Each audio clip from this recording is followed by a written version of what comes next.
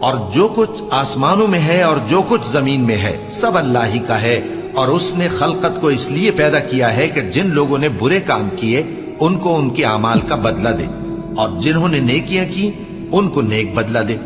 جو صغیرہ گناہوں کے سوا بڑے بڑے گناہوں اور بے حیائی کی باتوں سے اجتناب کرتے ہیں، بے شک تمہارا پروردگار بڑی بخشش والا ہے، وہ تم کو خوب جانتا ہے۔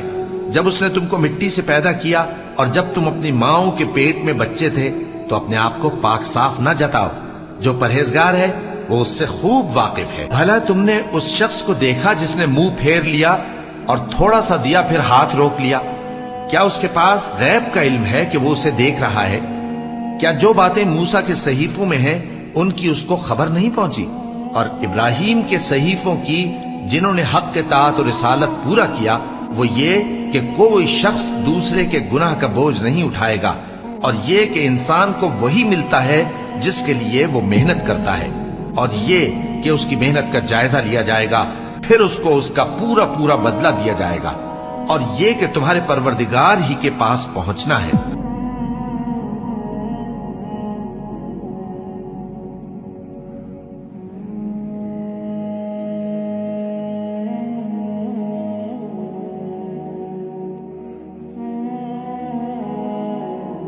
اور اس شخص سے بڑھ کر کون گمراہ ہو سکتا ہے جو ایسے کو پکارے جو قیامت تک اسے جواب نہ دے سکے اور ان کو ان کے پکارنے ہی کی خبر نہ ہو۔ اور جب لوگ جمع کیے جائیں گے تو وہ ان کے دشمن ہو جائیں گے اور ان کی پرستش سے انکار کر دیں گے، اور جب ان کے سامنے ہماری صاف صاف آیتیں پڑھی جاتی ہیں تو کافر حق کے بارے میں جبکہ وہ ان کے پاس آ چکا کہتے ہیں کہ یہ تو کھلا جادو ہے۔ کیا یہ لوگ کہتے ہیں کہ اس پیغمبر نے اس کو از خود گھڑ لیا ہے؟ کہہ دو کہ اگر میں نے اس کو اپنی طرف سے بنایا ہو تو تم اللہ کے سامنے میرے بچاؤ کے لیے کچھ اختیار نہیں رکھتے۔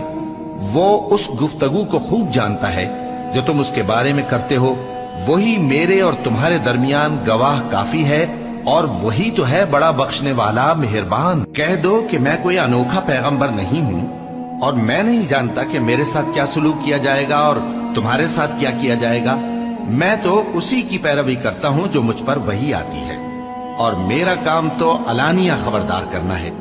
کہو کہ بھلا دیکھو تو اگر یہ قرآن اللہ کی طرف سے ہو اور تم نے اس سے انکار کیا، اور بنی اسرائیل میں سے ایک گواہ اسی طرح کی ایک کتاب کی گواہی دے چکا اور ایمان لے آیا، اور تم نے سرکشی کی، تو تمہارے ظالم ہونے میں کیا شک ہے؟ بے شک اللہ ظالم لوگوں کو ہدایت نہیں دیتا۔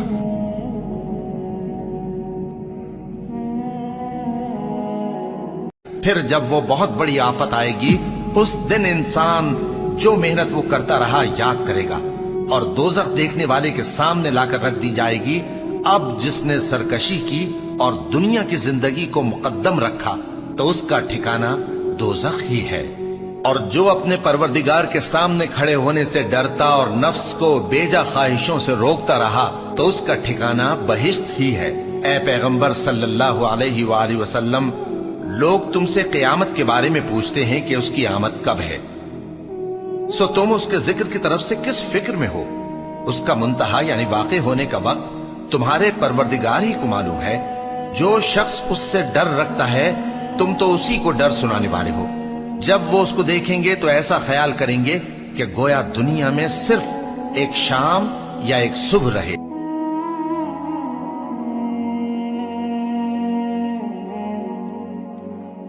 پھر جب وہ بہت بڑی آفت آئے گی